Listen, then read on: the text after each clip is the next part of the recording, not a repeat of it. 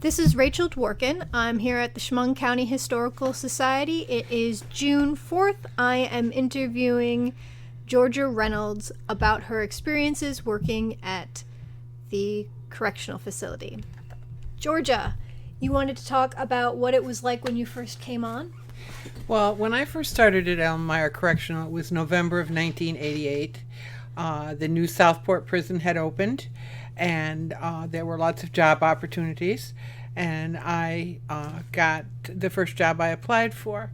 And one of the things that was very interesting in that time period is that there were a lot of what we used to refer to as old guard correction officers, and they did not believe women belonged in corrections at all. I won't say they were exactly hostile, but they were not particularly friendly.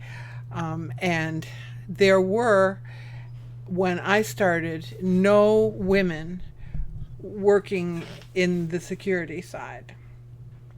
There were women working in jails down closer to New York City, but not here at all. And ultimately, over time, a lot of the old guard began to retire. You had more and more younger officers who didn't know women weren't supposed to be there. So it got, I don't know, there wasn't the hostility that went on, and we began to see female officers. As I said, some of the jails closer to New York City, women who had been officers who were able to pass tests became sergeants and lieutenants. So between the time I started in November of 1988 and retired in November of 1999, I'm sorry, 2009, we'd gone from no women to women at really all levels of security, from officer to sergeant to lieutenant to captain to depot security, and they also had women superintendents. So it was a huge change in about 22 years. Okay. So what kind of work were you initially doing at the prison? When Elmira Correctional was divided into two parts, Elmira General and Elmira Reception. The Reception Center takes inmates from the county jails once they've been sentenced and processes them. That includes a health exam, the level of their crime, what kind of psychological issues they may have. It's a very comprehensive exam, and from that point it's determined which kind of jail they're going to.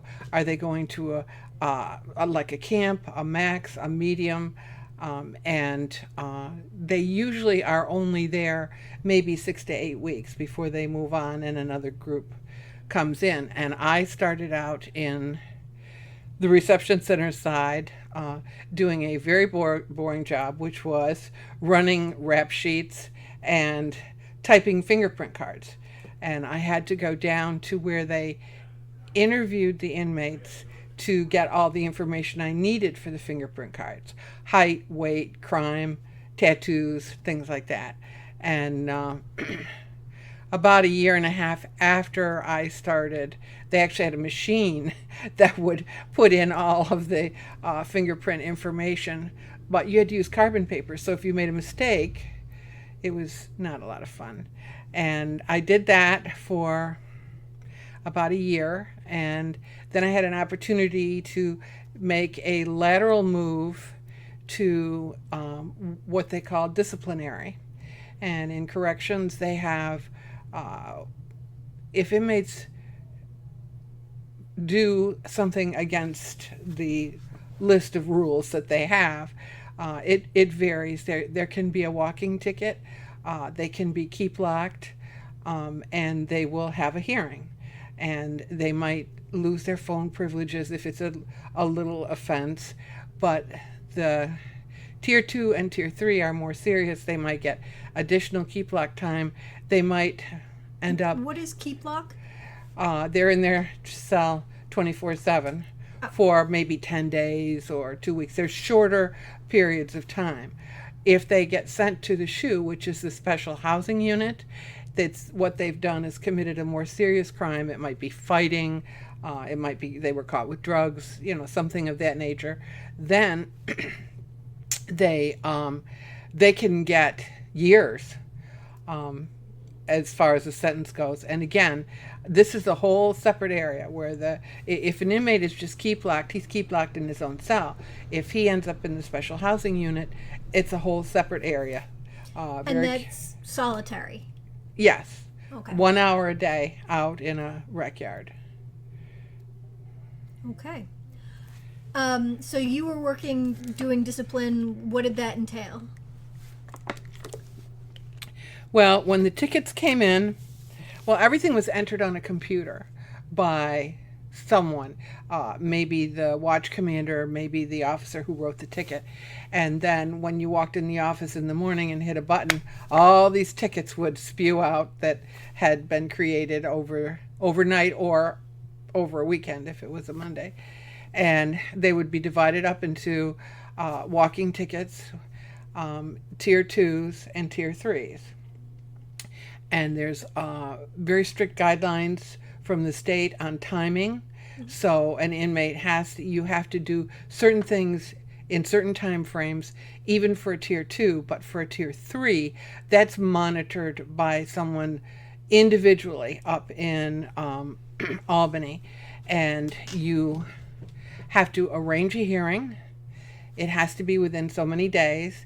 If the hearing for some reason can't take place, the hearing officers, they do have a paid hearing officer they did at Elmira Correctional, but other people that were higher up employees in guidance, like a senior counselor or an inmate records coordinator, people of a higher level also did these hearings for Tier 3s. It was just a lieutenant who did the Tier 2s. And they would, if something happened and the hearing could not be held on time, you had to submit an email to Albany, to the individual who monitored this, giving the reason. And if your reason was unacceptable, then literally that ticket could get thrown out and the inmate could walk away from whatever he might have done. So you had to be very, very cautious. And there was a very elaborate tracking system. We had boards that handled the Tier 2s and another board with the 3s, showing exactly where the placement was. And so it was very technical, and it was really important, because if somebody did something and got away with it, it doesn't send a good message to the rest of the inmates. Okay. So we had talked previously about the AIDS epidemic in the prison and its effect on the prisoners and all that before when we were talking. Would you like to tell me about that now? Well, my next job after the disciplinary office was a promotion to the ID office, and all the inmates from reception as they came in would be processed there. You'd do their fingerprints, you would do their photos, give them an ID, etc.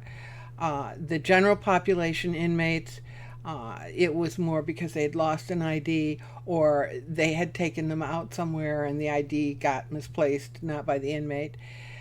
But additionally, in that work area, if someone were to die, there were three of us women who worked in the ID office, and if an inmate died at one of our two local hospitals, then we would have to take a kit and go down and fingerprint. Well, I think it was just a thumbprint and a photo of the deceased. To confirm he was who he was? Yes, with an ID number that you had already previously written out. And this was at a point in time where there there were a lot of deaths, not just in corrections, but everywhere. There was I think some of it was because people didn't know they had it, and treatment wasn't quite the same then as it ultimately came to be. But there were many trips to the hospitals to identify. And How many would you say within the course of any given year?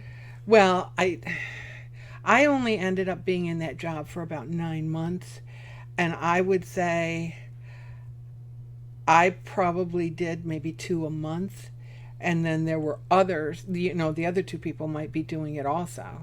So what time frame were you working at the ID office? Well, let's see. Probably around 1990, 91, in that range. So what was the leading cause of transmission, do you think? Well, I think many of them, they had it when they came in. Sometimes they just refused to believe they had it. Sometimes they just had never been tested. But with the rampant use of IV drugs out on the street, that certainly was a big factor on inmates coming in. But there used to be a lot of jailhouse tattoos, and of course there was not really a means to sterilize the needles and the poor equipment that they had, futzed together. So there were inmates who also ended up with AIDS as a result of jailhouse tattoos. Okay. I couldn't give you an idea on how many. I just know at one point I was doing a class for reception center inmates, and that was part of the information that they were given about Don't don't prison. do it. Yeah, okay. So what did you do after you worked at the ID office? Well, then I went with another promotion to the medical unit. And in this time period, when I first started, we had inmates in general population as young as 18. Mm-hmm. And there was a lot of turf war. The older guys who'd been in power, now the younger 18-year-old comes along. And so there were a lot of fights, a lot of bloodshed, and in some cases death. And over time, somebody in Albany made a decision, and we got rid of all of the under 21-year-olds. They were sent to different jails. And it did make a huge difference in what happened at Elmira after that. Yes, there were still fights and there were still terrible things that happened, but it was less. The infirmary was one of those jobs where you got there in the morning and everybody was leaving, and they said, "Aren't you going to eat lunch?" And then you'd eat your lunch and everybody be putting their coats on to go home, and "Aren't you going home?" It was so fast paced. There was so much going on all the time. It was probably one of the most exciting jobs I had. It was a little like being in a MASH 407 unit. So you don't have a medical background, so what were you doing at the infirmary? Mine was all office related, getting inmates out who needed to go for outside medical appointments. In the 7 years I worked in the unit, we went from having not being computerized with there were some things that were computerized, but they started putting everything for inmates on computer. And that made, of course, a big difference. When an inmate transferred, then somebody was able to quickly get information rather than sorting through a folder that might be 6 inches thick. And so it was my responsibility to follow the guidelines of, ensure my staff followed the guidelines of getting inmates out for medical appointments and follow-ups.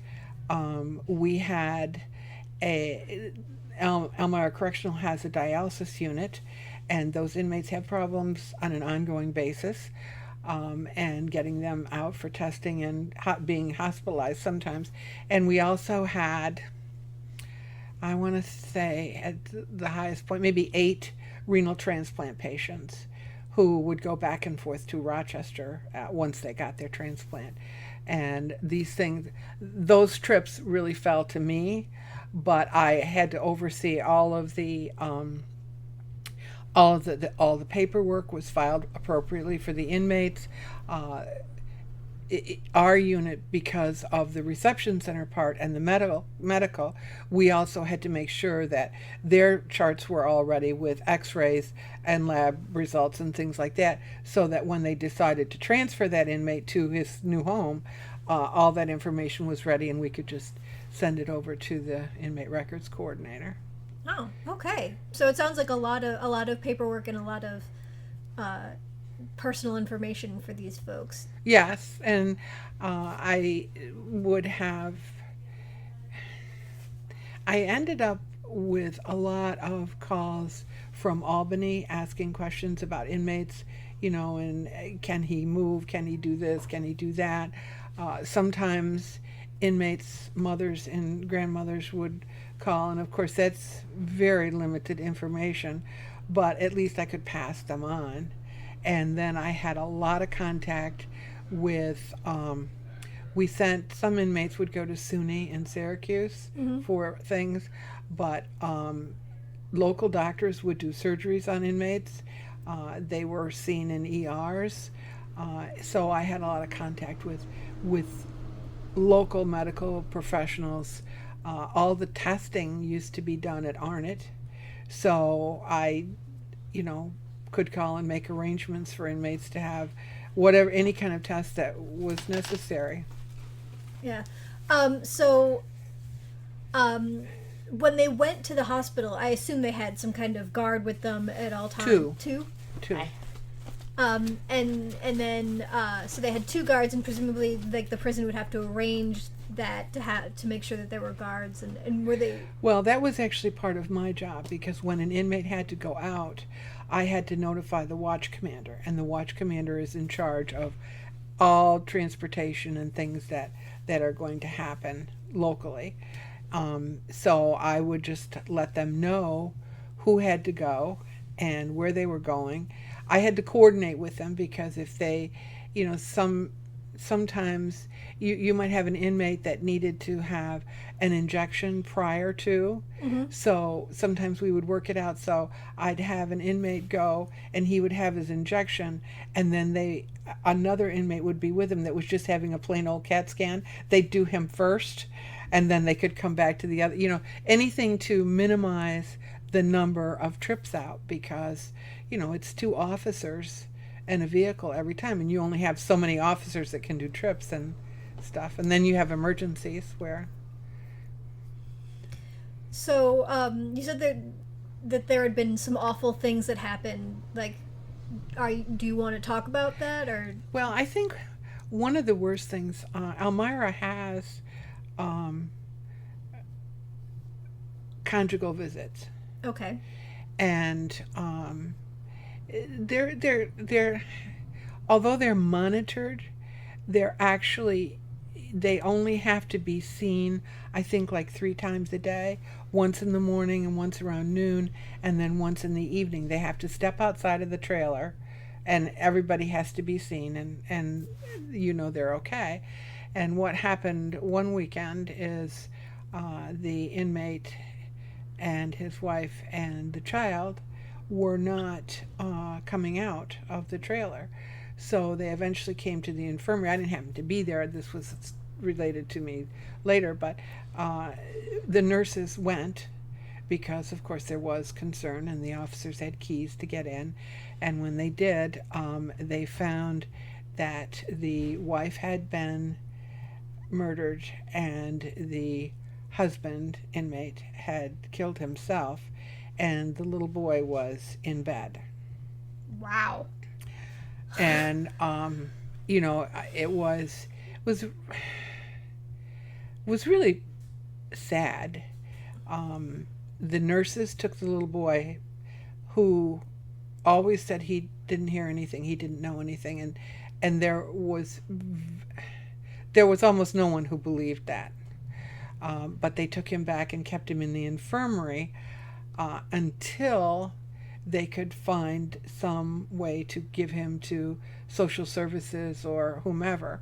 Her parents did not know she was visiting him in jail. So this came as quite a shock, and they ultimately sued the state, saying that it was the state's fault that, their daughter died. But you sign a paper saying, this is what you're doing, and you will be unsupervised for periods of time. So they were unsuccessful in that. And of course, there's no way to know how the little boy ever made out, but it happened to be two of the greatest mom nurses that were there to take care of him. So that, I think, was helpful. But it was really pretty sad, the whole experience. I imagine. Goodness. So was this right now? The prison is a maximum security prison. What was it when you were working there? It was maximum then too. So they had. It changed sometime in the 70s from a reception center to a max. It was a snap of the finger. They did nothing to change it or to make it more secure. Somebody in Albany just said, okay, we're going to be a max now. You're not going to be. So what did that mean for the prisoners? Like, what was it like? I mean, do you know what that entailed, being a maximum security prison? Well, I'm not sure I can actually answer that, because what would have happened is there would have been a lot of inmates who didn't qualify for a max who were there. So they would have been transferred? They would have had to have been, and they would have been bringing in inmates from other places. And I don't think the public, I think, knew that it had been changed to a max, but it happened overnight, and there was not a lot of information out there about what was actually going on and how they were doing it. And some part of the reception center came about in this time period as well. I think there's only two parts of the original jail left. Maybe E block, C block. I think C block and possibly D block. And you can see the cells are really smaller than they are in the other areas, but they have a little more freedom in those two areas, so I guess the inmates don't complain. Okay. So is there anything else that you'd like to tell me about your experiences, like what you were doing or what it was like working there? And I guess I was never afraid. I found it fascinating that you're controlling. Gosh, I can't remember. Maybe there's 2,300 inmates up there, I think. You're controlling all of those inmates. You're responsible for everything to do with them. Their safety, their health care, clothing, food, and it all just goes. Every day certain things happen. Inmates are allowed to work, and some of them make, maybe 20 cents an hour or something like that, and that goes into their inmate account, and they get to buy things from the commissary for that. But all this stuff has to happen. All these people have to, you have hundreds and hundreds of people that are working there to make, from security to offices to maintenance. You have your own vehicles, you have to repair them. The list is enormous. They have a number of, they have English as a second language class.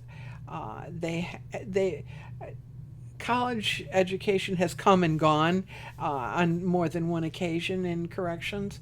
The sad thing about it is somebody who actually goes to a college is going to work very hard and have to do a lot more than an inmate will to get the very same degree. But you have GED classes, carpentry classes. Elmira has a state-of-the-art print shop that prints forms for any state or local agency, or a nonprofit, and you can have any kind of form you want. 3-part, 4-part, you can pick the colors of the different parts, and you have inmates, and these inmates that work in the industry part of the print actually make more money than any of the other inmates do.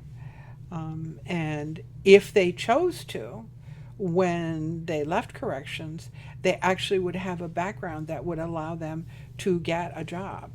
Well, isn't that, I mean, I know when the prison was originally founded, part of the reason why they had all of these vocational training was the idea that they wanted them to get jobs so it would reduce recidivism. Yes. I take it you probably don't know anything about that in terms of what recidivism rates were when you were working there, because it wasn't really your... Well, I know that there would be inmates that worked in an area where I was, and they would get their parole, and I would see them back. So I think I don't know what the recidivism rate is. My guess would be that it's relatively high. So what kind of crimes were most of the people in there for when you were working there? Or I would say murder was murder and drugs were the two top things.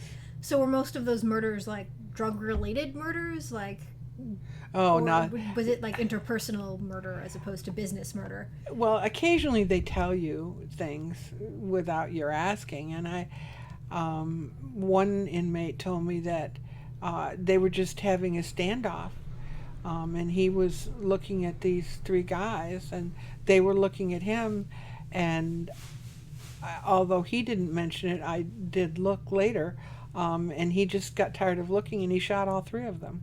Oh, lovely. One of my favorite stories is the inmate who said he didn't belong there. Well, it's not unusual to hear that, but I said, well, why is that? And he said, I'm a robber. That's what I do. And when I go up to people, I say, give me your jewelry and your wallet and your, any money, and I won't hurt you. And this guy fought with me, and I had to shoot him. So I think he committed suicide. Okay. So you just there's a lot over time. Some areas I worked in had more inmates than others, and there were certainly a lot of interesting events that happened, and them thinking they could hide in a cardboard box and get out of jail. And Wait, that actually happened? well, he didn't get as far into his plan as he thought he would, but they had the way they talk about it in corrections is they have 24/7 to do nothing but watch you, to listen to you, to plot how perhaps they could get you to do things for them. And it works. I couldn't even tell you. I would say I would need more than 2 hands to probably 4 hands the amount of employees that ended up being compromised by inmates and losing their job.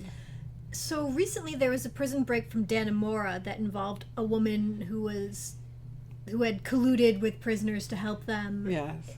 So was that sort of thing going on at the Elmira Correctional? Not to the extent it ever happened at Dannemora, but there were. It happens with both women and men. They sometimes inmates have family with a lot of money, and sometimes they inmate will listen to somebody, and they tell you when you get hired, always be careful everything you say. When I When I worked there, I never mentioned how far I traveled to get to work. What the weather was like. Nothing about my family, where I got my groceries, not a thing when there was an inmate anywhere around, because anything you say is information for them. And there were people who the inmates would listen and they'd know somebody needed money. And it's a very simple process to have your friends on the outside. You describe the guy, or you know his name, and they figure out who he is and where he lives. And all of a sudden, it's like, well, we can give you this much money if you'll take him in some drugs.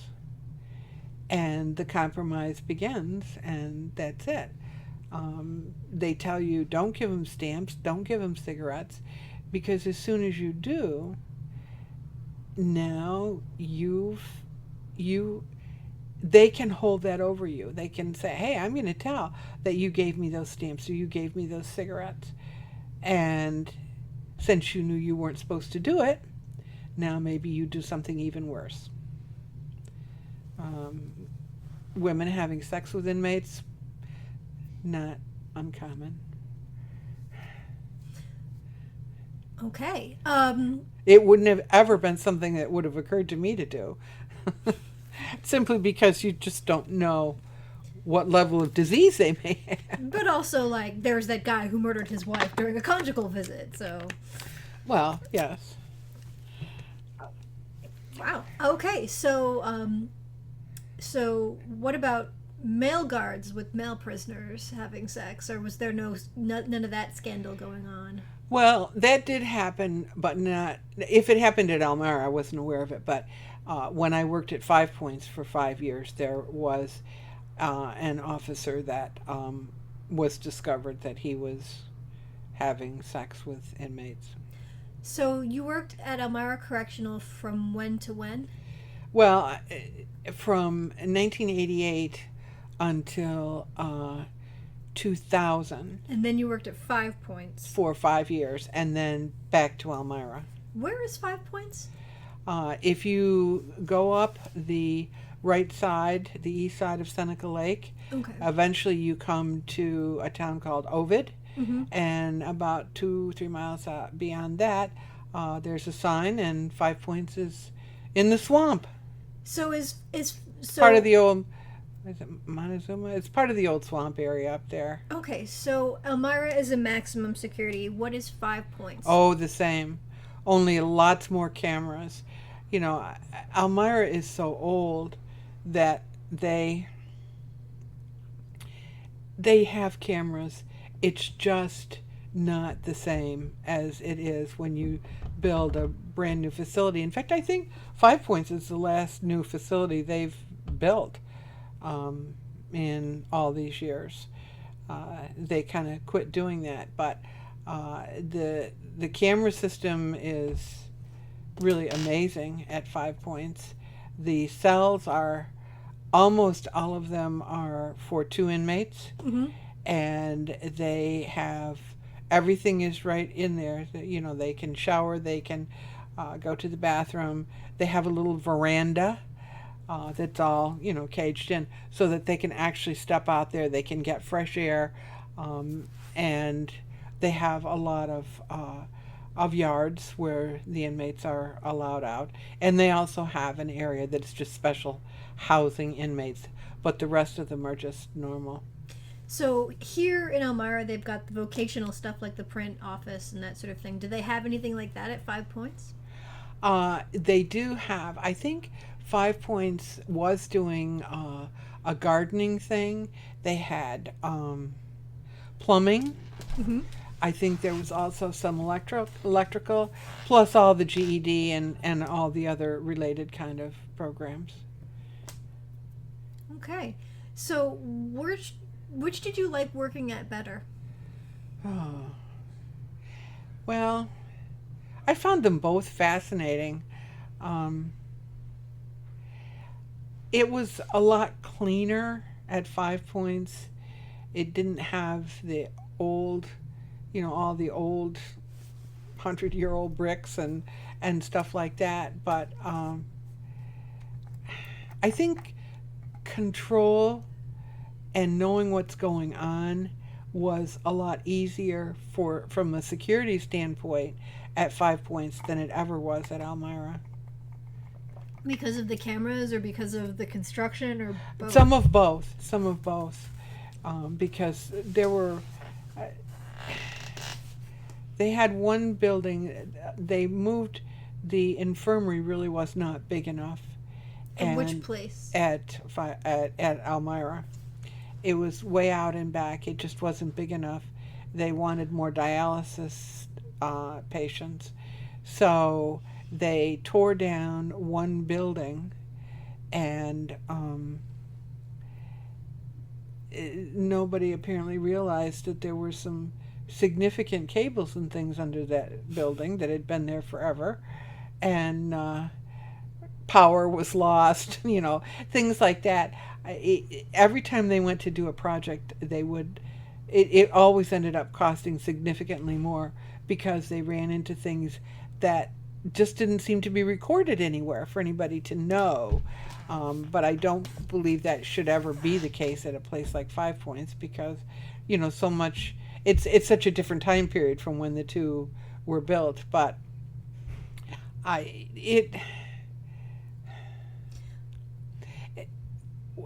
had been, my boss had sent myself and another gentleman on a specific mission to evaluate some areas, and we had a cart, and I had a spiral notebook with notes on it of things that we needed to report back to him, and this was an all-day project, and we got as far as we'd gone all the way down back, which was like a mile, and we were all the way back up to where the infirmary is, and I say to my partner, my notepad's missing. And he said, "Do you remember when you used it last?" "Yeah, I do." So we finished up everything. It was nothing in it that was harmful, but it was my notes. And fortunately, even though I wrote everything down, I really could remember most of what we had to do. So when we got all the way back up front, I went into the watch commander and I said, "Okay, I know I had that spiral notebook when we were here, and we didn't have it by the time we got here." So they just sat there with the cameras, found the inmate who took it, went to his cell, got it back, and gave him a ticket. To me... That was at 5 Points? Yeah. You wouldn't have that kind of luck. It wouldn't be the same because there just aren't as many cameras. And because it's laid out so differently. When you go into 5 Points, 5 Points is similar to Southport, but when you go in, you have a big open area, and the corridor that goes all the way down to the very end of the jail goes to the right, and all the offices, administration, and everything are to the left. So once you start down that hallway, everything goes off the hallway. All the housing units and the infirmary, the classrooms, everything goes off that hallway. So when the inmates are in that hallway and you've got all these cameras, you can see. Well, it just isn't that way at Elmira. You don't have that luxury, I guess. Well, so what is Elmira? How's the layout in Elmira? Is there like a coherent layout, or is it like a rabbit's warren of different buildings? Well, it's more like that. It wasn't all built at one time, and there were, of course, modifications. In some cases, you can go out and you can go all the way out back, and in others, if you wanted to get to a certain block, you would have to make twists and turns. There's nothing simplistic about it. It is.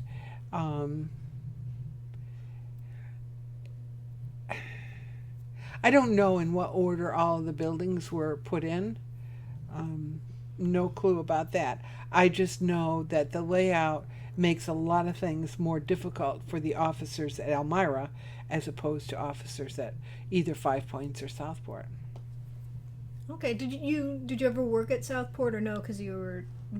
Well, at one point in time when I was in the medical unit, I was requested from Albany to be part of a train the trainer team that had to do with the information going on the computers for the inmates.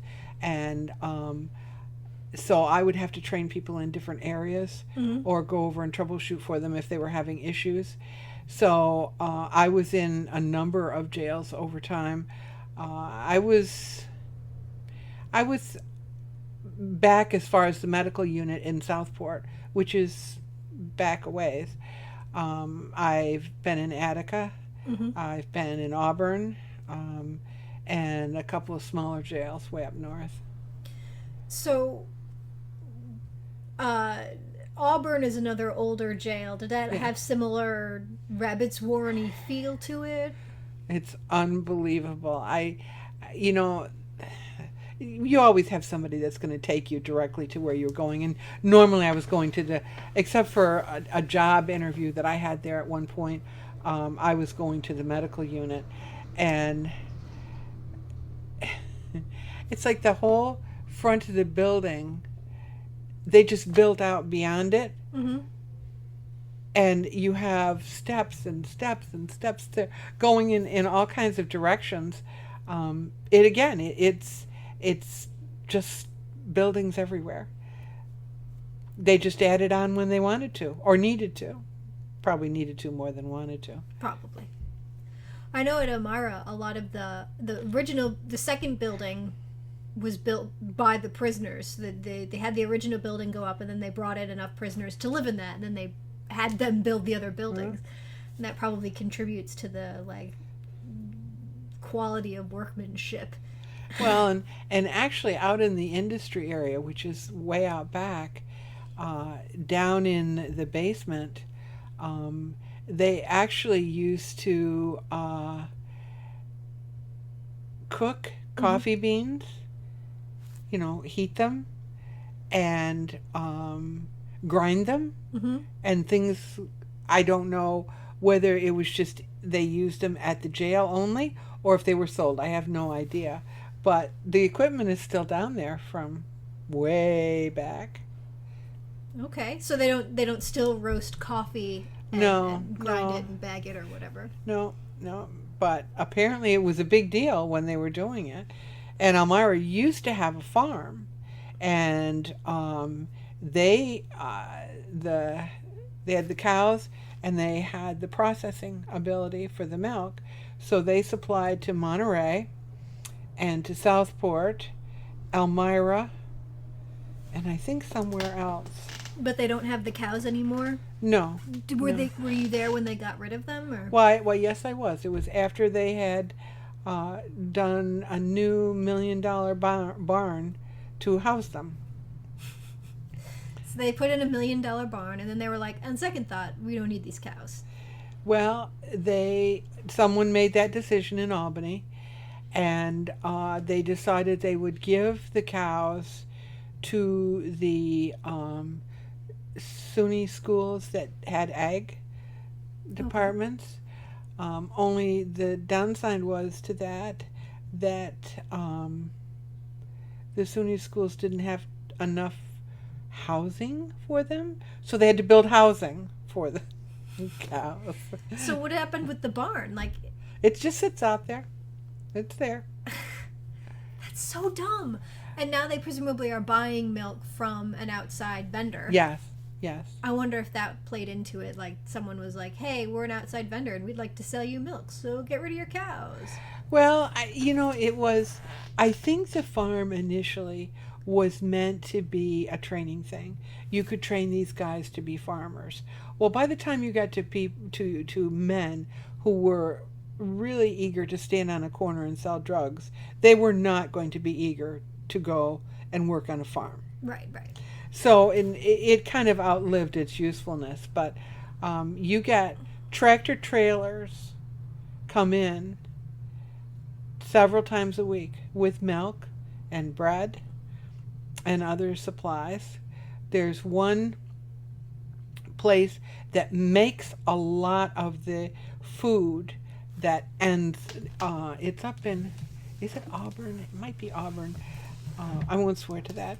But they have a massive area where they prepare all these things that are end up in bags, frozen, etc., and then shipped out to the varying jails. So that yes, they do some cooking, but in some cases it's reconstituting or heating up a lot of things. So it's who's doing most of the cooking at the prison? Is it prisoners? Yes, affirmative. So most of the cooking is done by prisoners. The printing is done by prisoners. What about things like laundry or maintenance or? There are always supervisors and security in these areas, but yes, inmates, and as I said before, they do get paid. Different areas get different pay, but the industry inmates got the largest amount, and then I think the food inmates were next in line, for the 21 cents they might get an hour, or whatever. Yeah. So they had a commissary, and yes, that would have what? Well, they had candy, they had ice cream, they had soda, cigarettes,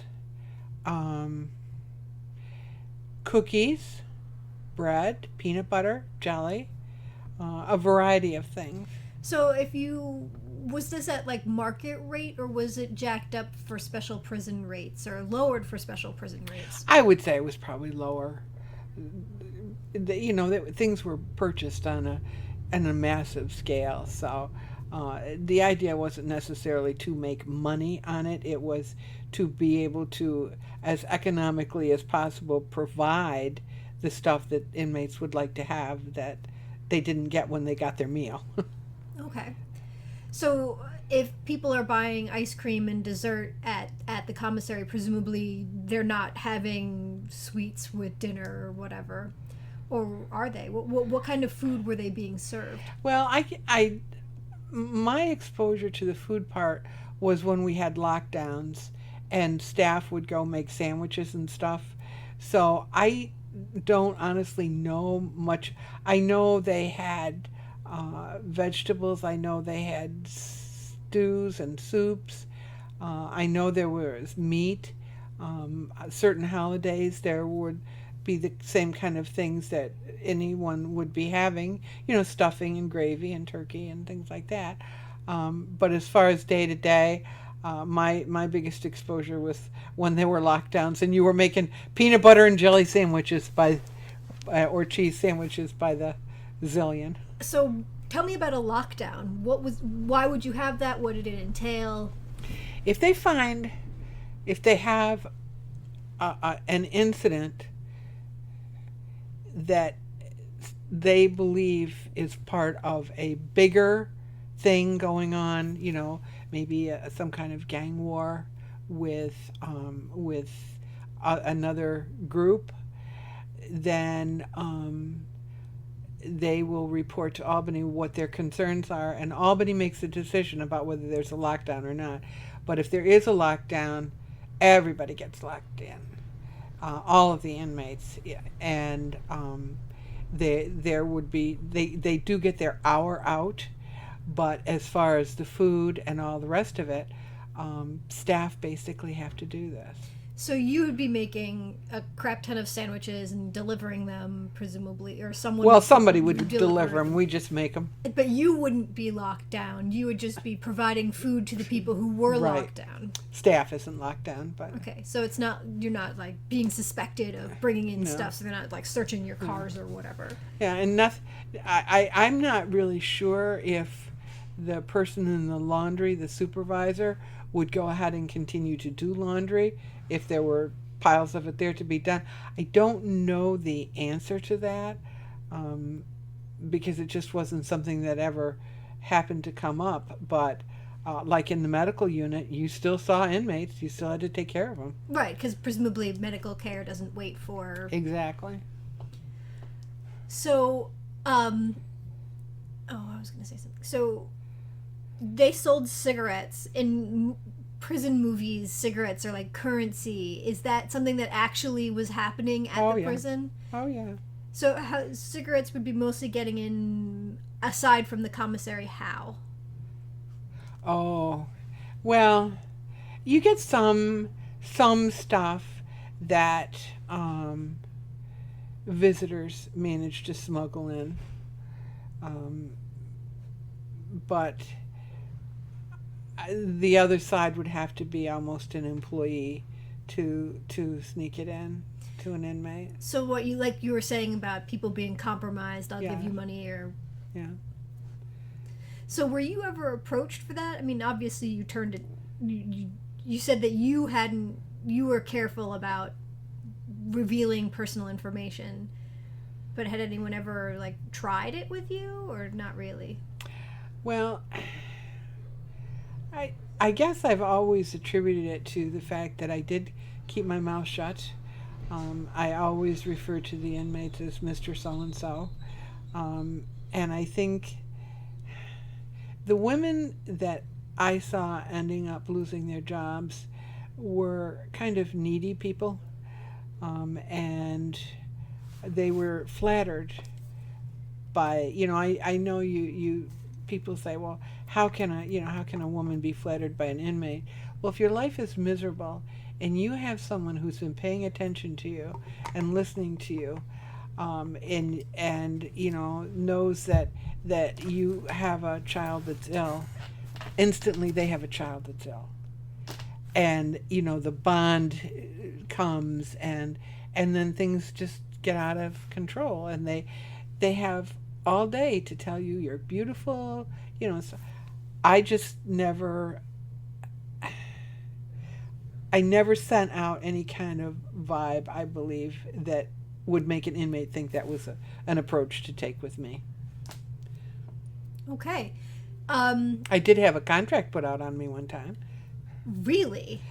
Well, it was the old medical unit, and I had I was there beyond normal work hours, and it was yet another horrible old building. And from my office, I had to walk all the way down to the end of the hall and hang a right to get to where the copier was. And I needed to make copies of stuff that I had to drop off at the watch commander on my way out.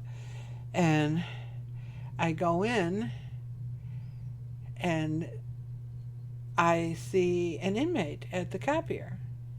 Well, this is no. And he's got a stack of papers.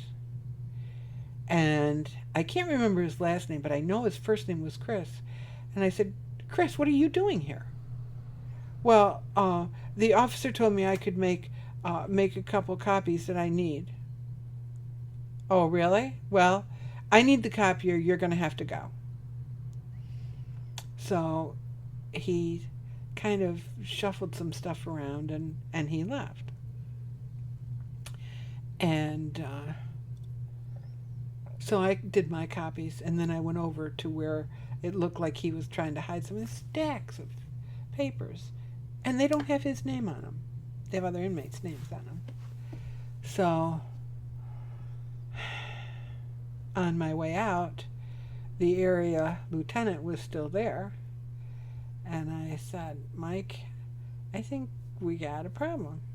So I told him what happened, and I said, it's there's other inmates' names on that paper that's out there. And I said, you know where the copier room is. You go straight down and you turn right. And I said, you'll see it all in there. So he apparently stayed and looked things over. And the next morning he stops me and he says, well, he said, not only was there stuff there, he said his cell was full of stuff for other inmates. He'd been staying out there doing this copying, which he shouldn't have had any access to. And so we've confiscated everything. But he says, in the interim, he's put a contract out on you because he's in trouble now, and he's lost all these other inmates' papers and everything. And I said, oh. And he said, but don't worry, he will be gone before the day was out. And he was. They transferred him to another jail. Okay, and I guess that voided the contract because he wouldn't be there to pay it, or... Pay it off, yeah. Yeah. Wow. See, they bat, like football games, basketball, baseball, anything. They have a lot of time on their hands and they bet. And sometimes they bet cigarettes or, candy or whatever. And then sometimes they don't pay up when they lose. And this causes fights and injuries and, that kind of stuff. So, Yeah. cyclical. Just goes on all the time. I mean, so what would prevent that? Like giving them more to do? Or just ugh, people gonna people? Well, I mean, they have a law library. They have a regular library. They can get books. They can read. Things can be sent into them from but not directly from their families. There's a couple companies that families can order from that the state accepts. And, so they can order them, there's certain colored t-shirts and things that they can never have, but they can order them, maybe sweatpants, they can order them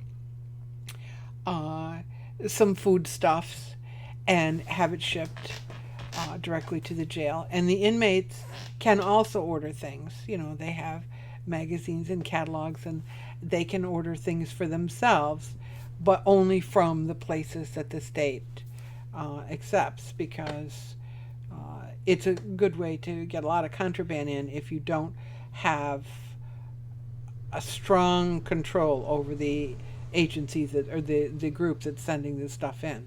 I guess that makes sense. You don't want someone sending in a cake that has a file in it, or... No. Well, and some things like, you can melt peanut butter easily enough in a microwave and put something in it. So, it can't come from a family. Something like that's got to come from directly either from the commissary or from one of the accepted vendors.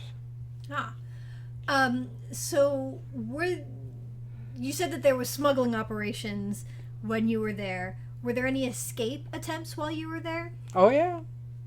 So you mentioned something about a guy trying to smuggle himself out in a cardboard box. Well, he was just in the medical unit, and he was telling people that he was the guy that did all the cleanup, and he was just, and he knew when the trash came, and he was just going to get in this box and go. Well, first of all, he was telling people. Well, other inmates, and it was ridiculous simply because there was no box in there big enough to hold him anyway, and that apparently he didn't understand the boxes all get crushed.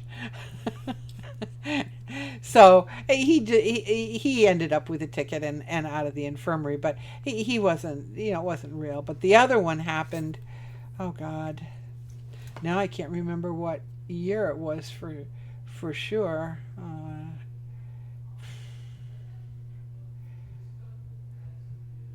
Well, it was in 2000 anyway. Well, there's been more than one attempted escape, but these guys did make it. And these are the two that had... Inmates can clean and paint their cells. They're allowed to do this. And they painted the cell black, and they took a piece of paper and painted it black and started digging a hole through the ceiling.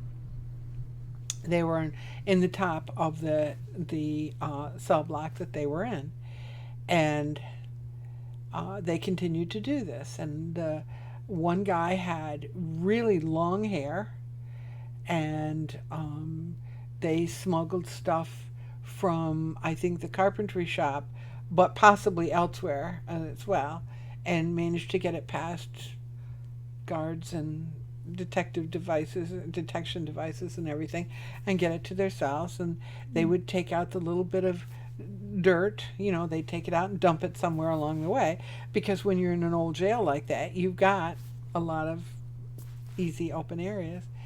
And I don't remember knowing exactly how long it took them to do it, but these were not little guys, and I can tell you they had an exact replica of the hole in the ceiling that they went through, And I'm telling you, Rachel, it was like this. I couldn't have gotten through it, and I weighed a lot less than I do now.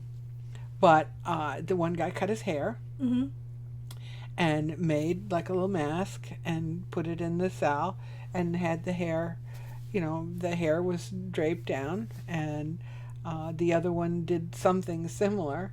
So it looked like they were in their cells asleep, and they greased themselves up profusely.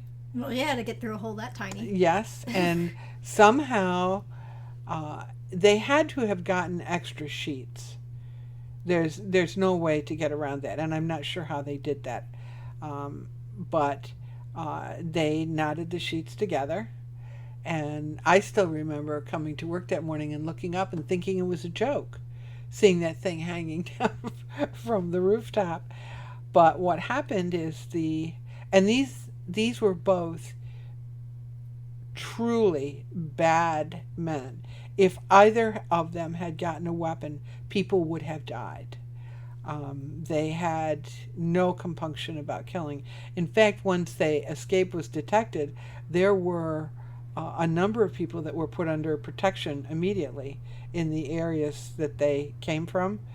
Judges and trial people. It was bad. But the one guy was a little too greased up. And instead of being able to go down nicely, he went splat? Yes. And the other guy's up on the roof, and he doesn't know now what to do. And there supposedly was a woman that was going to pick them up right by where the subway is there. And again, there's always some question about whether she actually did come or not. But finally, the guy on the ground manages to get himself up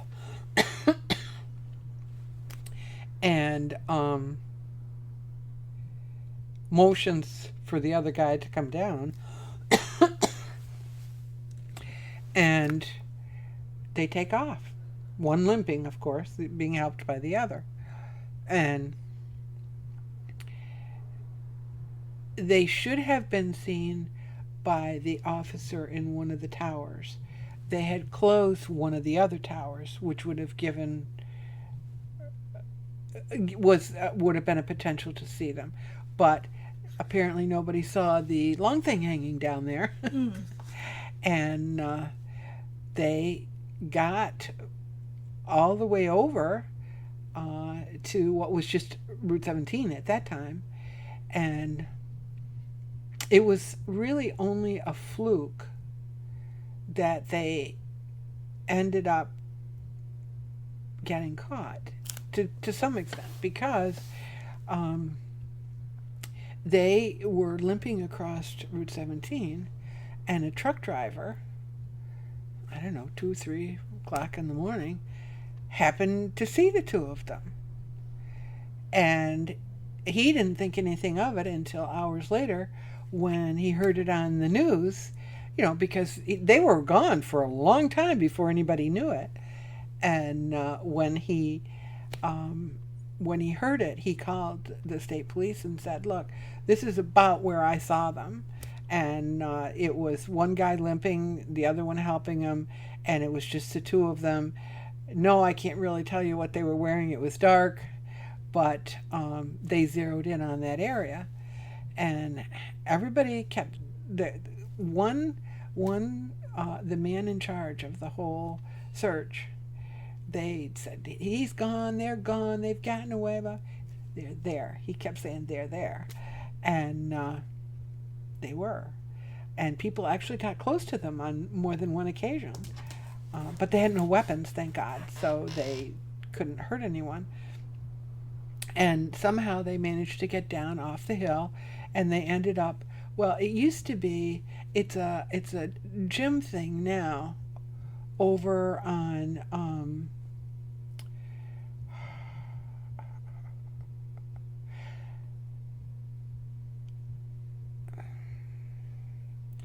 it's the road that takes you, I'm losing my train of thought on the road here. Um, there's a plaza off Lake Road, or on Lake Road, Okay. and most of it is all closed now. Mm-hmm. On one end is this gymnasium thing. It used to be a PNC grocery store. Well, they came down somehow behind that, So wait, they crossed Route 17. and they're up in the woods. Okay, so they were on like what, East Hill, Jerusalem Hill area, and then they came down. Well, probably East Hill if they're coming Yes. down behind Lake Road. Yeah, I think it was East Hill. So they come down, and they go poking around in the parking lot, and they find a truck with the keys in it. Now, why anybody is stupid enough to do this? I mean, we had, everywhere you went, you were being stopped. You know, we had armed officers everywhere around here, searching cars and stuff like that. And why you would leave your keys in the car when you know there's two escaped convicts? Because you're not thinking about it. Well, apparently not. But what happened is the guy only needed a couple things. He's standing in line, and he looks out and he sees these two guys hopping in his truck, taking off. So he calls, and they actually got him at Jubilee in Horseheads. Oh. So wait, they went from the PNC to Jubilee? Well, I mean, that was the parking lot area where they finally cornered them. Okay. Yeah. So presumably there was some kind of, car chase or... Well, yes. And I was meeting a friend up in Watkins for dinner, and she and I were talking about it. And when I had gone up, there's tons of cars in front of the state troopers barracks on the Watkins Road. I come back. No, there was nothing there. I come back, and there's a ton of cars there, and I thought, I wonder if they got them. And then and of course, Jubilee is not very far from my house, as you know. Yeah. So it was good to have them off the street, because if they were so bad, Rachel. They're just no compunction about killing. So what happened to them after they escaped? I assume they didn't send them back to their old cells. No. I'm trying to remember where they ended up. I don't think they ended up in the same. Well, where they were at that point in time, I'm sure has changed multiple times. But no, if they were back in Elmira, it was only for the trial part. So I'm sort of surprised that they let them paint their cell black. Well, that may not be happening any longer. I don't know. You know, sometimes things, in retrospect, why would you do that? But, you know, what difference would it make? You know, if they want to paint and it's clean in there, what the hell?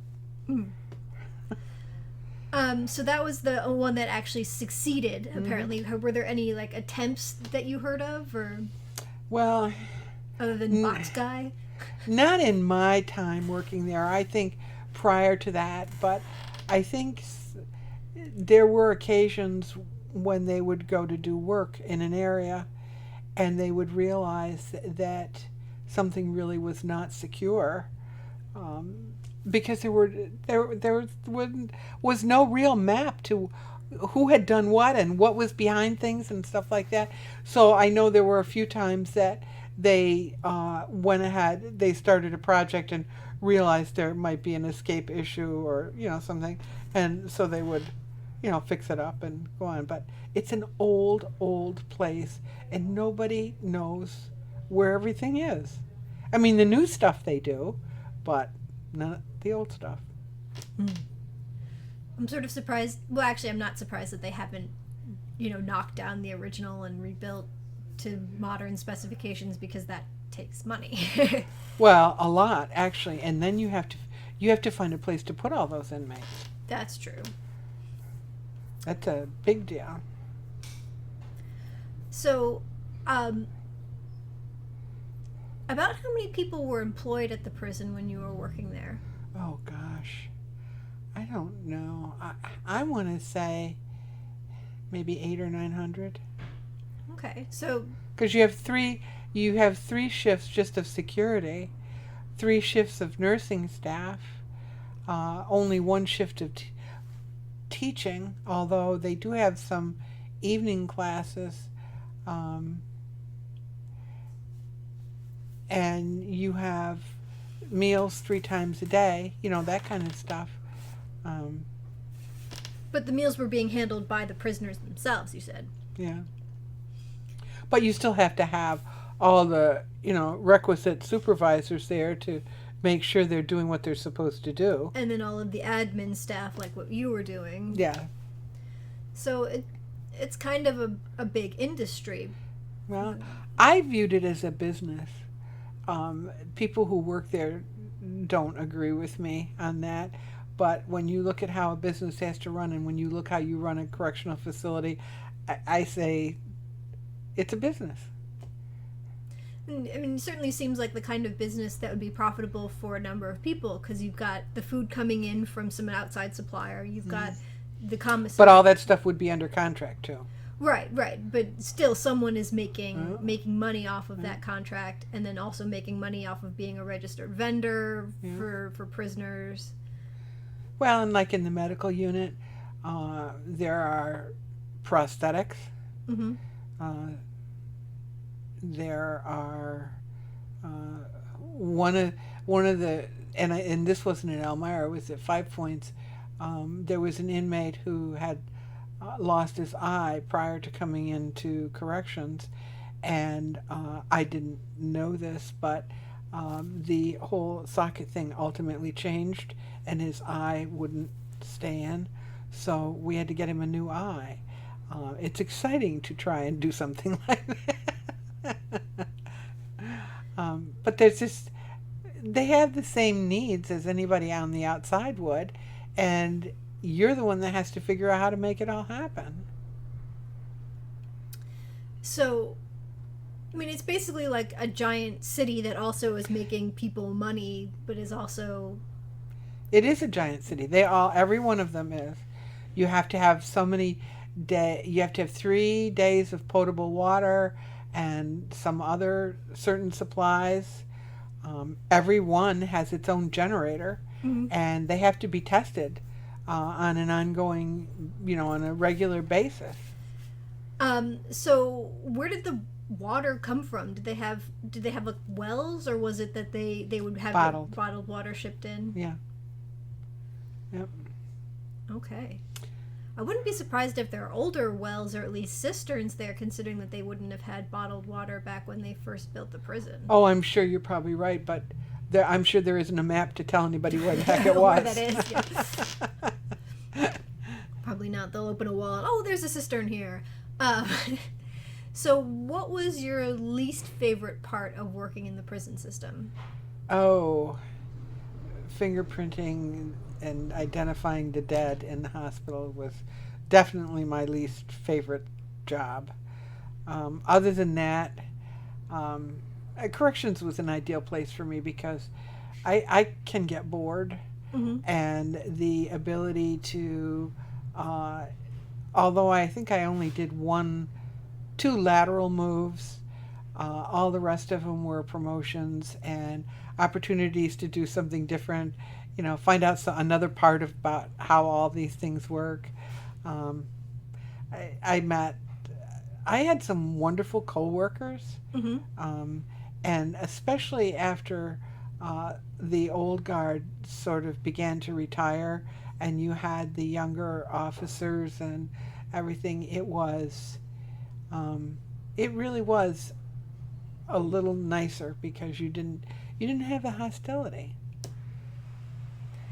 So how long did it take before the old guard started being not there? I want to say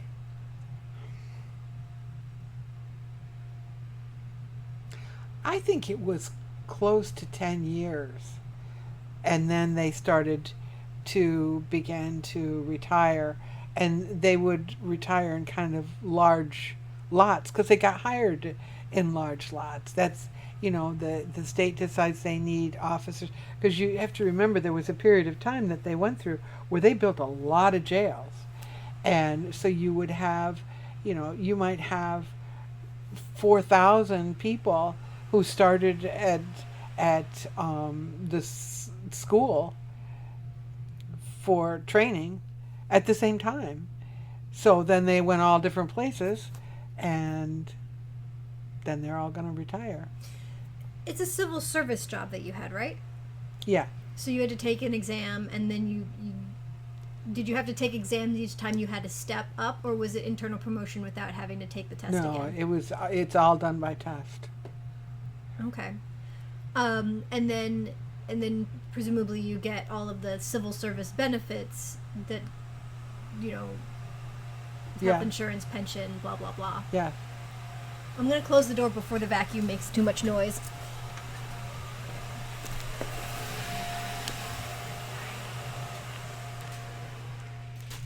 Um, so, I know there was a strike at the prison at one point. Were you there for that, or was that predating your time there? Uh, Actually, there were some that predated, and there was one that was kind of was not exactly a full blown strike. Some people just wouldn't come to work. I went because I needed the money, and it. You know, you have a multitude of unions because you have CSEA and you have PAF. You Could you also, spell out those acronyms for the? So CSEA is I don't know. okay. The PAF one I know has to do with professional, and that would be teachers, Okay. nurses. Then you have NYSCOPA, which has to do with the officers, and then you have another one that has to do with like the DEPs and stuff. That's not exactly a union, but it's like a unit of its own. And then all the sergeants and lieutenants belong to yet another one. So you have a multitude of groups that are involved in that. Which one were you part of a union or no? I had no choice. Whether or not you ever participated, you were going to pay money for it. And which union were you? CSEA. Okay. So that's Actually, at one point I was Management Confidential, my first job that I had at 5 Points. So I did not have a union.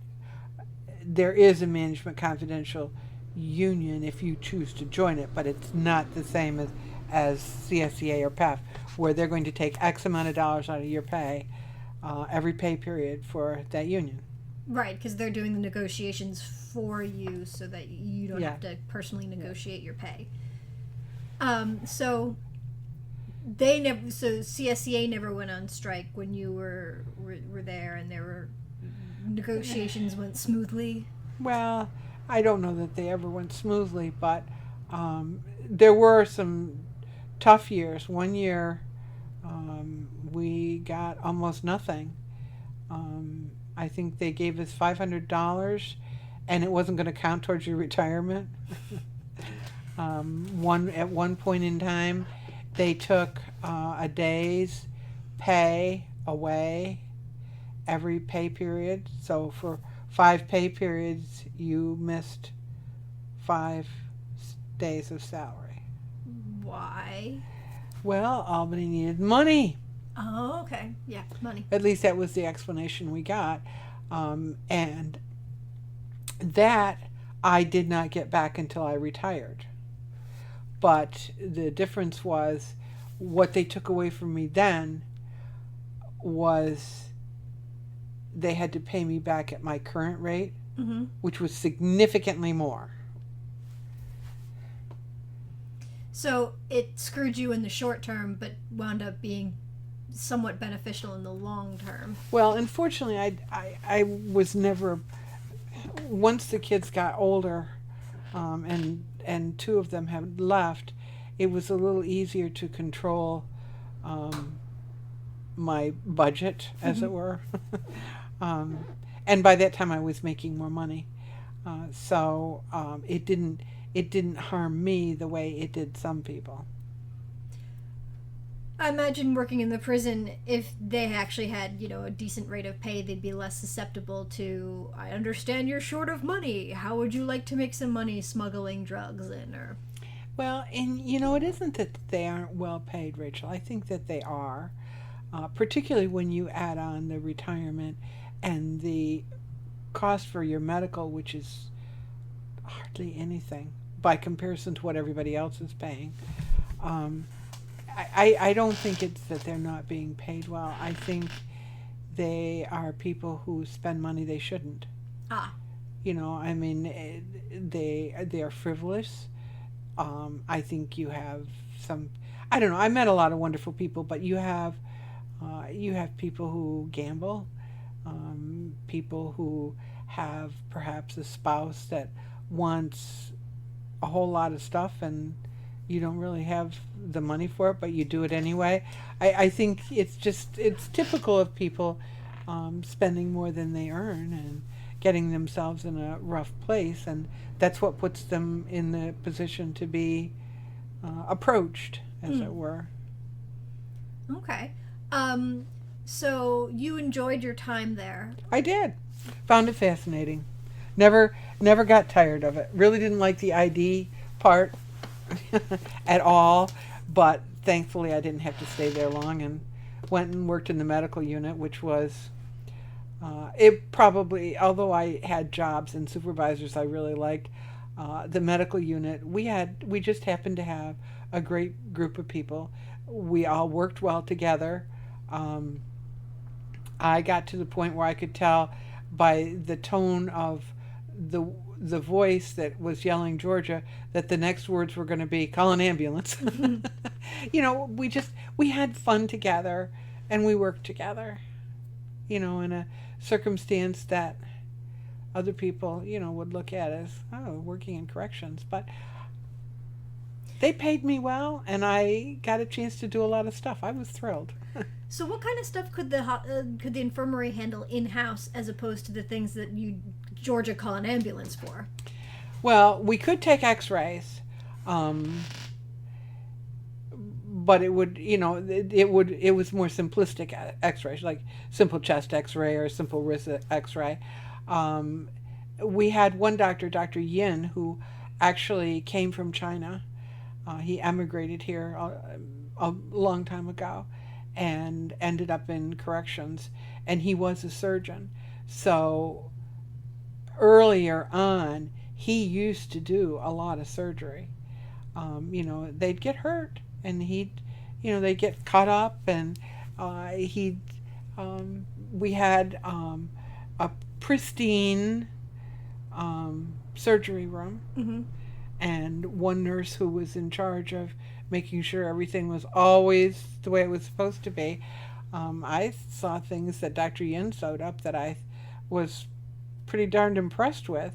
But if it was something that was broken, they did not set broken bones. It would be a trip to one of the ER, and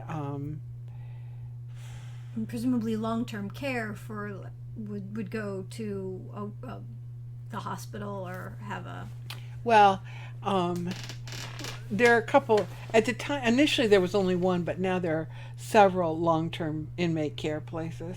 So that if they are at a point where they would have been on the outside put in a nursing home, that's what these places are. What I mean by long-term care is less that type of long-term care and more like I have a chronic illness like blood pressure or cancer or renal failure or whatever. So you said they had a dialysis unit. Yes. And that was being handled in-house, but presumably they're not like doing chemo treatments or.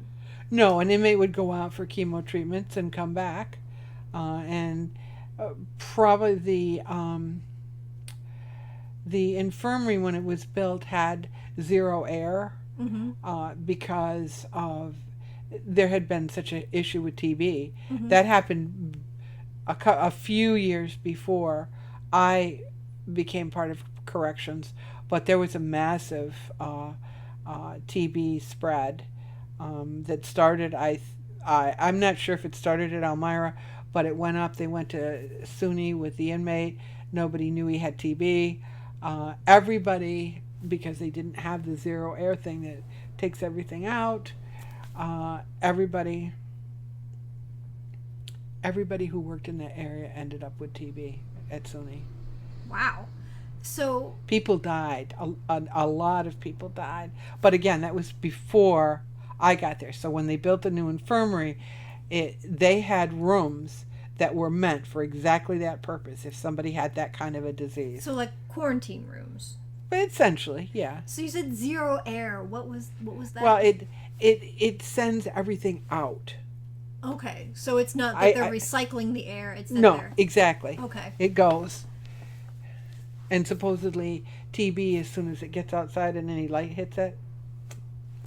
Oh, okay. So I'm sort of surprised to hear that they had a massive TB issue, but that's interesting. Well, You'd think that they would be vaccinating everybody.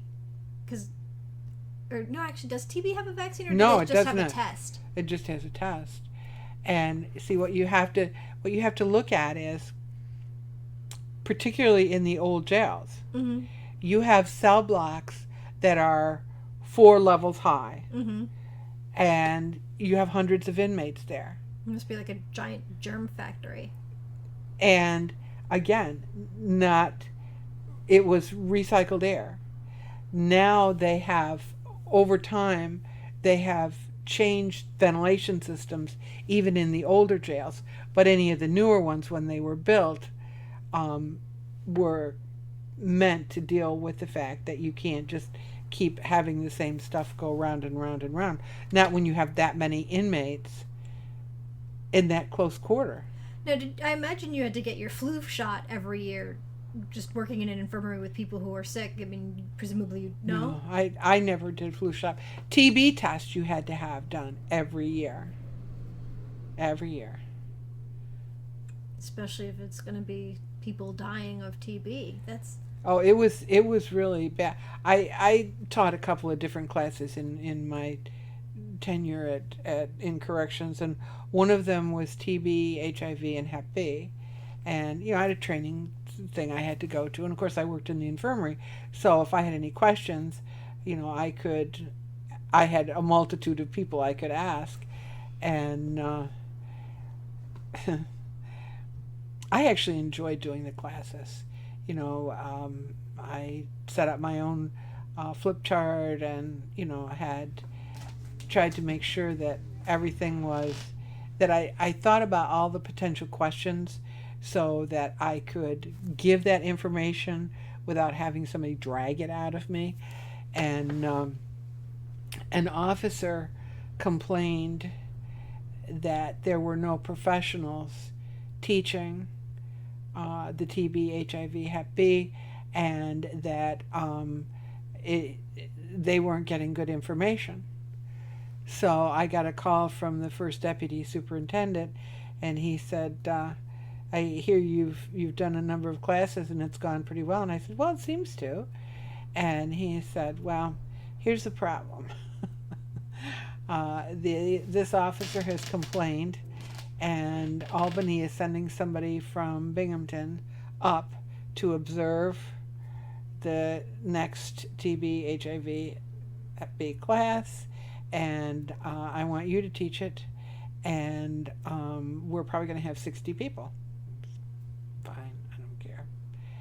So they came, and I went through my whole thing. I did it by myself, and I got a call later from the same first deputy superintendent, and he said, well, he actually came out for part of it and listened, but he said they stopped on their way out, and they said there wasn't a single thing that she didn't know in questions she was asked. She provided all the information we're required to provide. This is a done deal. So the training would be like, how do you identify and deal with these illnesses, or? Well, it was, I'm trying to think how best to describe this. The TB was how it circulates, and what will happen if it gets inside of you and it encapsulates the potentials later on if you have chemotherapy or something like that. And we would talk about the air movement and what we had at Elmira to make sure this wasn't going to be a problem. The HIV was basically,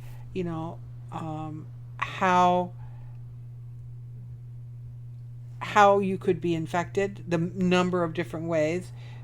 Some are less likely than others, but open cut, somebody spitting in your eye, these kind of things, and what the treatment protocol was. If any of these things happen, you needed to tell people right away.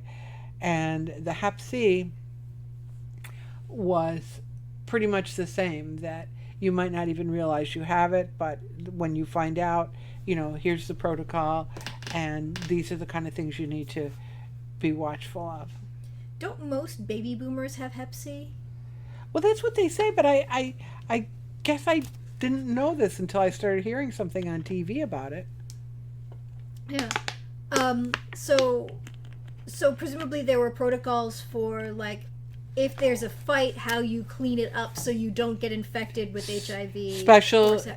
So there were inmates who were trained on cleanup, and they had a supervisor, and if there was that kind of blood spill, there would be somebody, that this was all part and parcel of what you would talk about. Okay.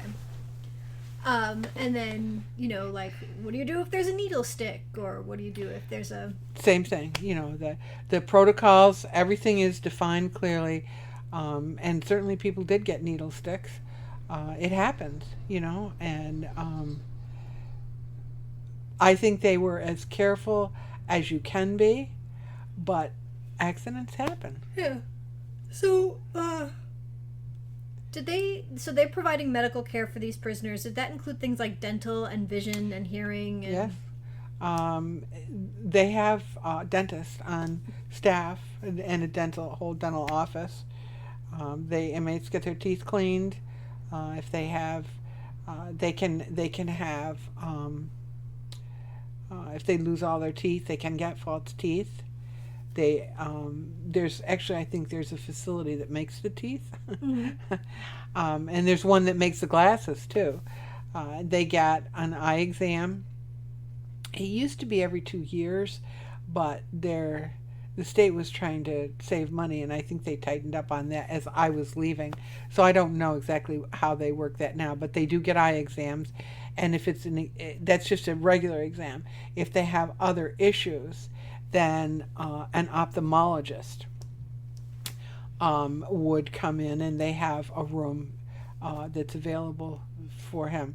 Not every jail has all of these things, but most of the big ones have to, because you just can't send inmates out all the time to have their eyes examined or have their teeth cleaned. So would they have, you said they would have a dentist on staff. Yeah. Would they have an optometrist on staff, or would that be an optometrist who's a contract with a local? Contract usually. So the optometrist and the ophthalmologist were contract, and the dentist was employed by the prison. Correct. In fact, we used to have 2 dentists. I don't know if they still do or not. And then they had that surgeon, Dr. Yin. Did they have more than one doctor on staff? Yes, there was the doctor in charge, and then Dr. Yin was the second doctor. And ultimately, we had a PA, and when she left, we had an NP. Okay, so PA is a physician's assistant, and NP is a... nurse practitioner. Oh, okay. They're a step above a nurse, but below. Okay. Yeah. And then you had a bevy of nurses. So that'd yes. be like how many on a shift? Oh, geez. There were more during the day than there were at night, but you still had to have. There were inmates that. A lot of the stuff during the day, the inmates were brought there for their insulin shots and things like that. Mm-hmm. But in the evening, some of it they actually went out and did, mm-hmm. because now you have less staff in the infirmary, and as the evening wears on, you have less security staff because you don't need them. They're not out wandering around.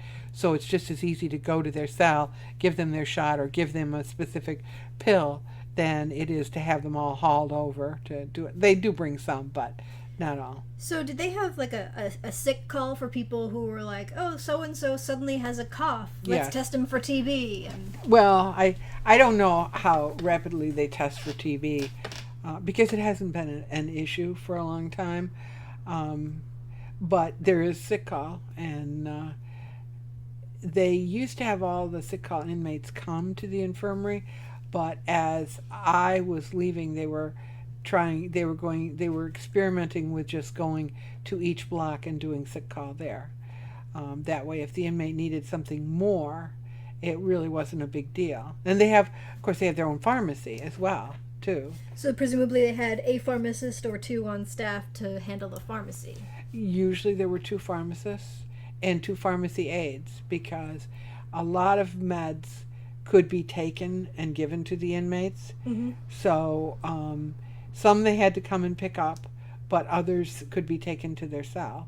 So the aides would do that kind of well, not only would they help get prescriptions ready, they would take them out to the cell.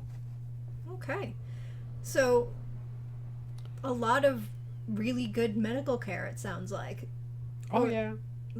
Oh yeah. There actually used to be complaints.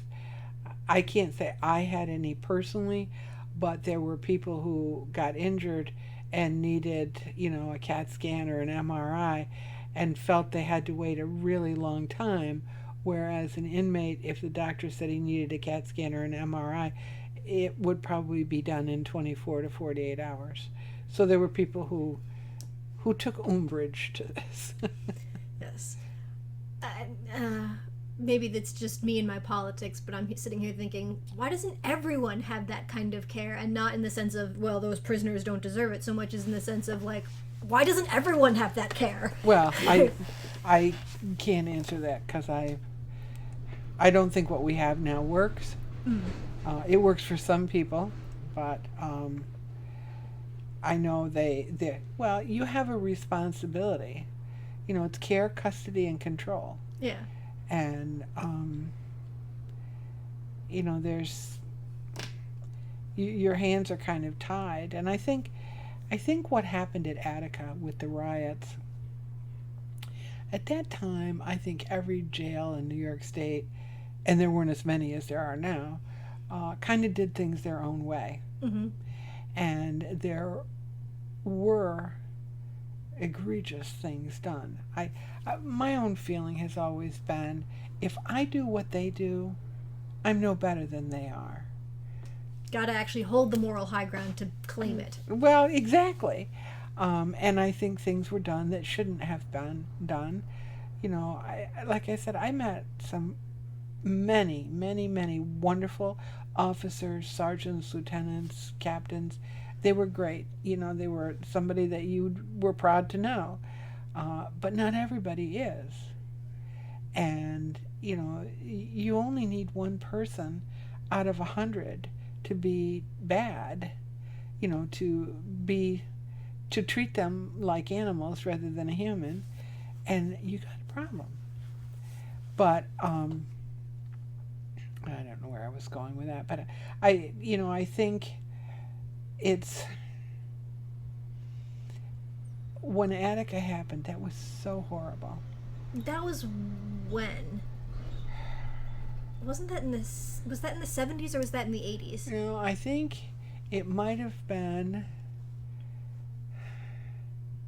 it could have been 69 or 70, because I was living in Philly at the time when it happened, and we heard about it on the news. But a lot of people died. And there was an article in the paper a couple of years ago that the final settlements had been made to families. Mm-hmm. It took them long enough. Well, yeah. But that's when a lot of things started to change in New York State.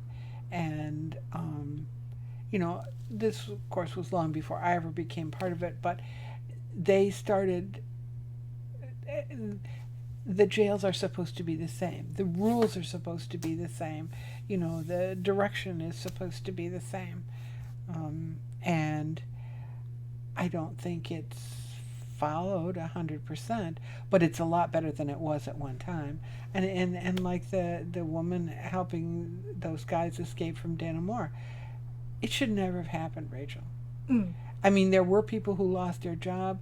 There should have been more people that lost their job, because there were things that were done that are just totally against everything you're told to do or not to do. So what? So obviously you're told not to do not to share, not to give them stamps or cigarettes or personal information, or accept money, or sleep with the prisoners because it compromises you, and it's isn't Well, it? actually, in essence, it's rape. Yeah, because they can't fully They consent. can't. That's correct. So yeah. And then, so what other types of things were you warned against doing other than those things, or was that just what it was? Well, there are a lot of things that you learn over time. You don't sit like this with your back to the door. Oh, because then you're vulnerable to attack. Or... Well, you don't know what's going on. That's one that actually bothers me still. If I have to sit... Do you want to switch places? Or? No. But I've been in restaurants before where I just didn't feel comfortable. And I've not been part of this for, this will be 9 years in November since I've retired. But, it's just so burned into your brain not to be stupid, to protect yourself, and to watch out for those around you. I mean, if you see somebody that you think is being compromised, I never had that experience, but if I had seen something, I would have said something. What about security for personal items? Like, would there be a lockup for your purse so that no prisoners could have access to it? I mean, if they're wandering around using the copy machine, presumably they can, rifle through your desk and, see pictures of your kids or whatever. So you'd probably have security in terms of what you were bringing in with you. There's always an area that where you can lock up your items, but you are told not to bring them in. Okay, so you'd be leaving your purse in the car and, maybe having your keys. Yes. Yeah.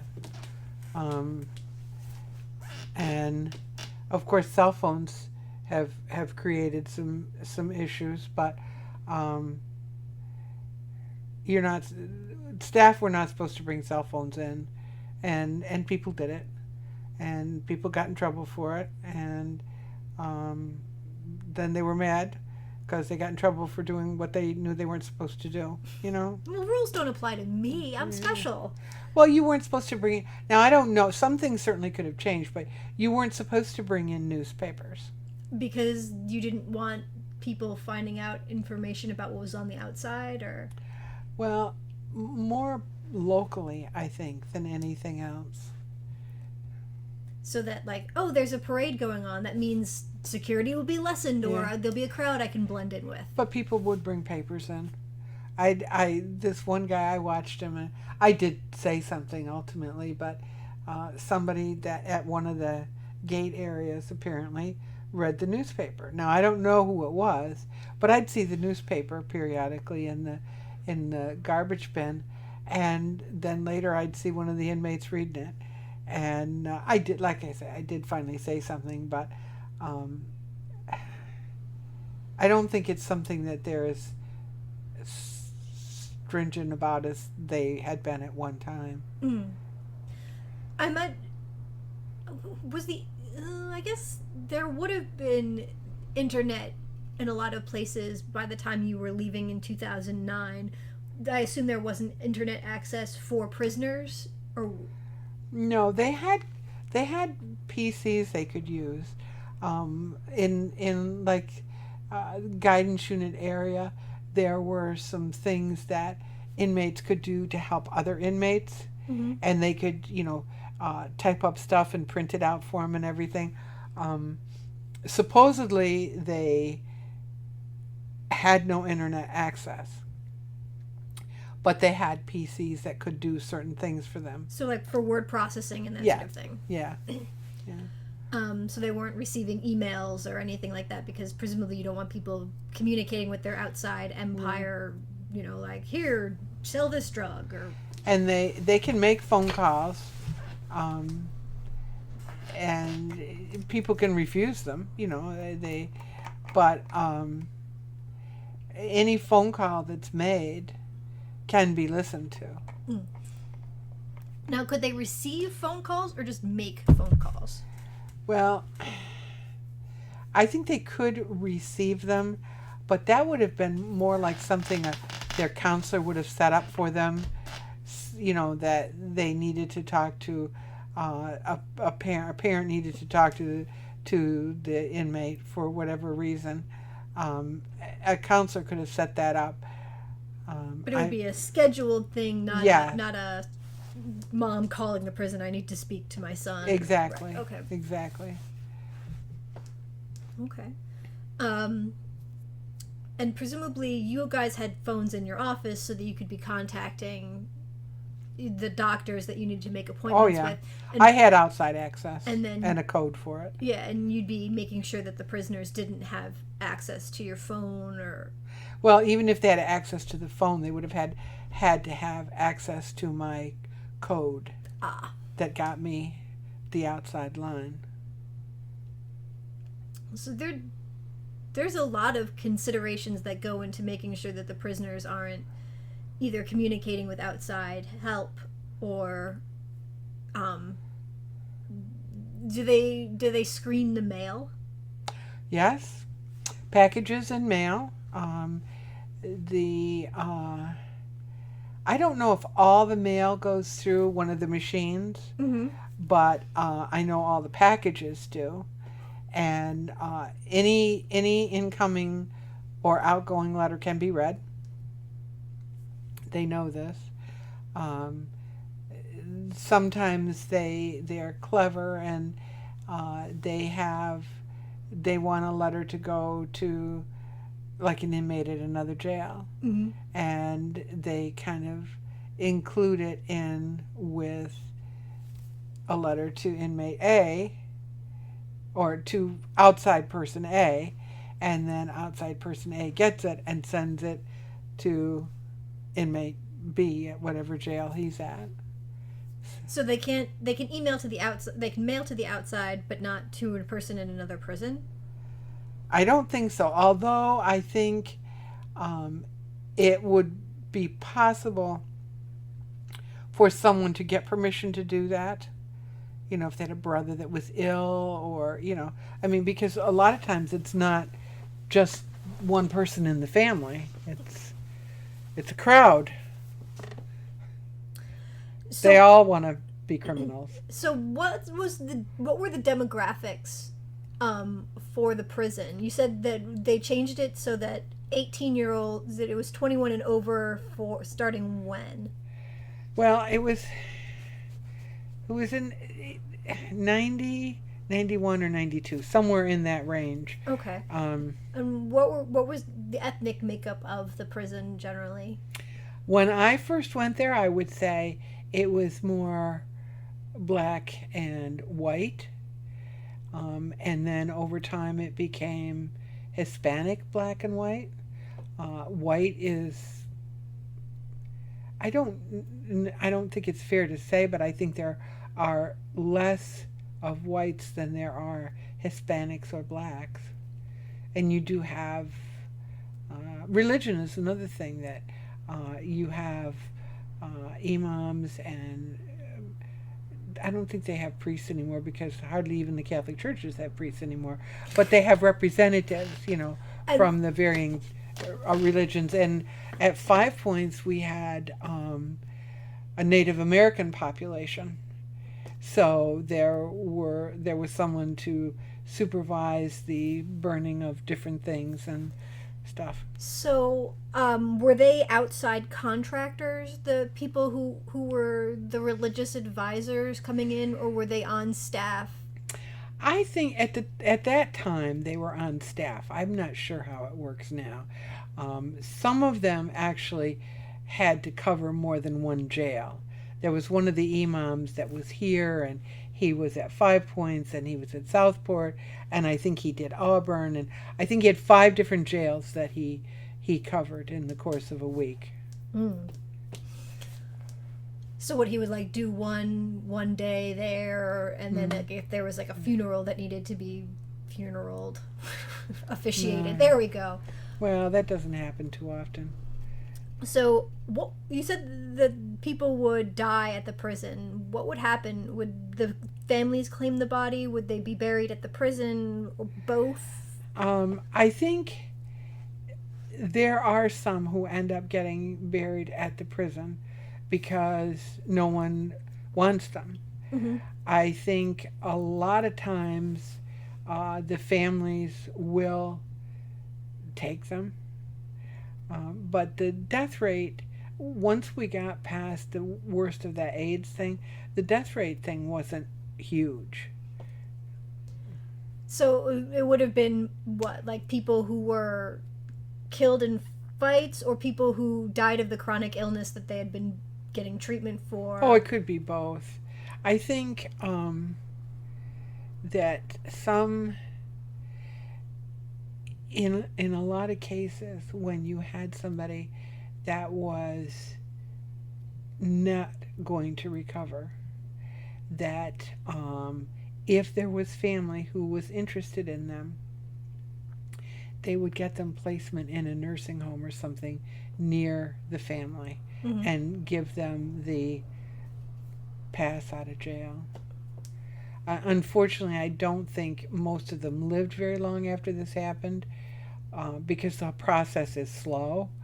But I think that's another reason why there aren't so many issues for the state to deal with the deceased, because they have done this for some period of time. Oh, okay. So most of the prisoners, were they from the upstate area? Were they shipped in from downstate? Were they just from all over the state? Well, in the reception center, they were coming from Syracuse, Rochester, Binghamton, way up further, out in the boonies. Downstate and Ulster handled most of the criminals from the city area. Okay. If they ran out of room, sometimes they would send them to Elmira for processing, but for the most part, they handled them at those 2 jails down there. They could process new inmates at both Ulster and downstate. So who was coming to the reception center? I mean, so people who had been convicted of felonies that needed to be in a long-term prison? I mean, or was it anyone convicted of doing jail time, for doing state time? Okay. Which would normally be a felony of some sort. So someone who's convicted of like a misdemeanor, and they're going to stay right in the county jail. And, okay. And the state has a certain number of days once the inmate has actually been convicted, Mm-hmm. to bring them in. There's one other place in New York State. I'm trying to remember the name of the jail, and I can't. But it's up closer to Rochester, I think. And although they don't process, they can take the reception center inmates in, and then they assign them a number, but they send them to Elmira for the final processing, because the state got in a lot of trouble many years ago because they were not moving inmates out of the county jails fast enough. And the county jails kind of sued and said, if that inmate now belongs to you, and if you're not taking him, we want X number of dollars a day to keep him. So when that happened, that would have been 89 maybe. we used to get maybe 30 inmates a week. Mm-hmm. We were getting 30 inmates a day. Ooh, okay. And I mean, you talk about, I mean, those of us who were working on stuff in the office, and the infirmary, counselors, all of them, we were living there because that was the only way you could do it and get them the hell out to jails. And after that, the state was much more cautious. They didn't dawdle. Okay. So you'd be doing stuff from upstate and western New York in the reception center, and then they'd be dispersing the prisoners around the state. So presumably they were dispersing prisoners out of the downstate facilities as well. So were the prisoners in the correction facility proper also from around upstate, or were you bringing up people from downstate, or how was that working? It could go anyway. It depended, some jails, for example, there's one jail that handles deaf inmates. Okay. Another one that handles visually impaired inmates. Certain kind of medical issues, and their proximity to a facility that could treat them. So some of these things are taken into consideration. Do they have enemies at the downstate correctional facility?